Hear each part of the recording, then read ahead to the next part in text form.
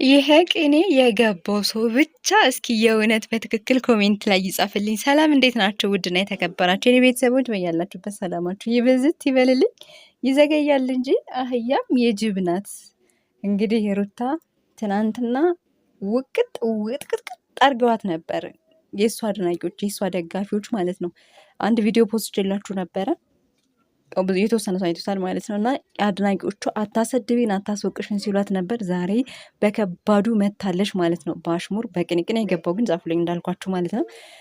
ሌላው ደግሞ እንግዲህ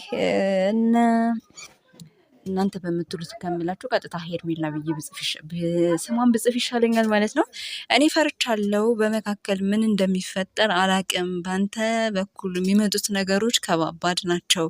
ስለዚህ ሽማግሌ ላክ ብላ ቁጭ አለች ወይዘሪት ማለት ነው። እና እንግዲህ የህጋዊ ሚስት ሊያደርጋት ዝግጅቱን እንዲያስብበት እያደረገችው እየገፋፋችሁ ነው ማለት ነው። እኔ በጣም የገረመኝ ከበቀደም ወዲህ አንድ ቪዲዮ የተሰራ ቪዲዮ አለ። ለምን ቤቷ ትሄዳለህ? ለምን እዚህ ትመጣለህ? ለምንድን ነው ከኔ ጀርባ ብዙ ነገር የምታደርገው ስትል ነበር። ያ ማለት የግሏ ትክክለኛ ባሏ ህጋዊ ባሏ እንዳደረገችው አድርጋ ነበር ስትናገር የነበረው እና ያንን ቪዲዮ አይተው ነው የሩታ ደጋፊዎች እጅግ በጣም ሲቆጡ የነበረው። ልጁ አባባ እያለው ሊያወራው ፈልጎ ነገር ግን እሱ ደግሞ እሷን ተከትሎ ወጣ ብለው እብድ ነበር የሆኑት ማለት ነው። በአጠቃላይ እሷን ብቻ አይደለም መላ ቤተሰቦቿን እርግጥ በስድብ እህቶቿን ይዘው ውቅጥ ሲያደርጉላት ነበር። ዛሬ እንግዲህ አንጀት አርስ ምት የሆነ ማለት ሁሉንም ቦታና ልክ ልታስይዛቸው ተዘጋጅታለች። እሱም የመጣችው ይዘገያል እንጂ አህያም የጅብ ናት ብላለች። እና ስለዚህ ቤተሰቦች ዛሬ እኔ በጉጉት የምጠብቀው ቪዲዮ አለ። ከሱም ባሻገር አሁን የመጣሁበት ዋናው ነገር ስለ ሄርሜላ ነው። አብርሽ ምላሹ ምንድን ነው ካላችሁ ቪዲዮን ስለማታዩት እኔ ልንገራችሁ ብዬ ነው። የሚመጣውን ችግር ለጋራ ተጋፍጠን ማለፍ አለብን እንጂ መፍራት አያስፈልግም። እኔና አንቺ መካከል ገብቶ ምንም የሚፈጠር ነገር የለም ብሎ በሙሉ ልብ ሲነግራት ነበር። እንግዲህ እሷን ልብ የሆነ ተስፋ እንዳትቆርጥ አለሁሽ አብረነን ለማለት ያክል ነው እንደዚህ ያለው ማለት ነው። ነገር ግን በመጀመሪያም ስለተፈቀደላት መንገዱ ስለተከፈተላት የፈለገችውን ነገር ልታደርግ ትችላለች ከዚህ በኋላ። ዋናው ወሳኙ እሱ ስለሆነ ማለት ነው። ትልቁ ፖይንት ያለው አብርሽ ጋር ስለሆነ ስለዚህ ቤተሰቦቼ ከሩታ ጎን ሆናችሁ ትክክሉን ስትናገሩ የነበራችሁ ስለሆነ ሳላደንቃችሁ አላልፍም። በዚህ ልክ ደግሞ ሩታ ወርደሽ ጭራሽ ሽማግሌ ላክ ብለሽ አግብቶሽ እንዲቀመጥ በእርግጠኝነት አብርሃም ከሄርሜላ ጋር ከሆነ እግሩ ከቤት መውጣት እንደማይችል የተረጋገጠ ነው። ለምን መጣህ እዚህ ብላ ልጁን ለማየት ቢሄድ እንኳን እንዳጋጣሚ ሲቀጥል እኔ ቆይ እዛ ነው እንዲ ያለችው እሷ እንዴት ደረሰች? በዛ አጋጣሚ በዛ ቅጽበት እንግዲህ ቪዲዮ ቢሰራ 10 ደቂቃ 15 ደቂቃ ነው። በዛች ደቂቃ ውስጥ እሱ እዛ እንደሆነ በምን አውቃ ነው ልትመጣ የቻለችው? እኔ ጥያቄ ሆኖብኝ ነበር ያለፍኩት አይቼው ማለት ነው። ስለዚህ ያችን ደቂቃ እዛ ልጁ ቤት መሄድ ካልቻለ ህጋዊ ሚስቱ ካደረጋት በኋላ ጭራሽ አካባቢው እንዲደርስ አታደርግም ማለት ነው። እስረኛ ሆኖ ሊቀመጥ ነው።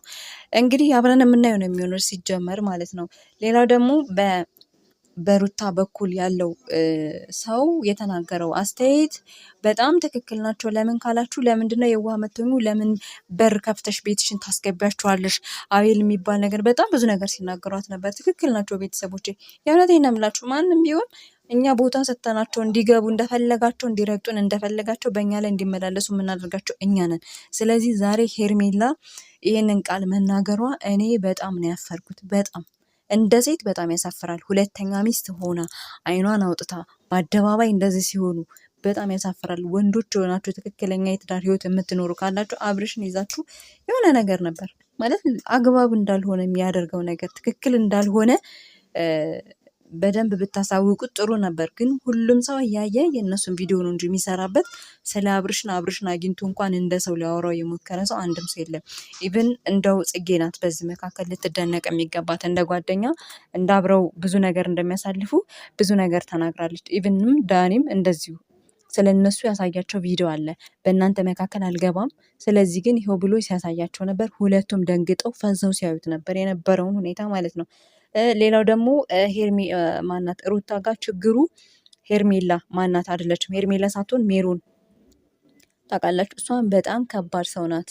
እሷንም ወደ እሷ ልታመጣ ለምን ትፈልጋለች? ሲጀመር እኛን ሁላ እንደዚህ የምታንጫጫን ይህንን ሁላ ድርጊት የፈጸመችው የሩታ ዝም ማለት ቸልተኝነት ነው። ሲቀጥል ደግሞ ይህንን ልቧን ስላየ ልክ የነበረበትን ትቶ አሁን ጭራሽ ሽማግሌ ላክ እስክትለው ድረስ ደርሳለች ሄርሜላ ማለት ነው። ምክንያቱም በር ተከፍቶላታል። ስለዚህ ሄርሜላ ነው አሁን እኛ መውቀስ ያለብን ሰው አሁን ሄርሜላ ነው የምንወቅሰው ወይስ ደግሞ አብርሃምን ነው? እኔ ያልገባኝ ነገር የእውነት የምንናገረው ማለት ነው። አብርሃም ቦታ ተሰጠው ሄደ አይደለም እንጂ ማናት እሷ ቦታ አየች፣ ልቡን አየች፣ ሁኔታውን አየች። ስለዚህ ቦታ ሰጠችው ሄደ። ይሄ ልጅ ግን እንደ ሰው ትዳር እንዳለው ሰው እኔ ልጅ አባት ነኝ፣ ባለ ትዳር ነኝ። እሷ ደግሞ የሁለት ልጆች እናት ናት። ሄርሜላ ሁለት ልጆች እንዳሏት ሲነገር ነበረ። ስለዚህ በዚህ መካከል እንግዲህ የሚፈጠሩን አናቅም። ሩታም ዛሬ መልስ ይዛልን ትመጣለች። ሄርሜላም ደግሞ ያንን ሀሳብ አቅርበላታለች። መጨረሻውን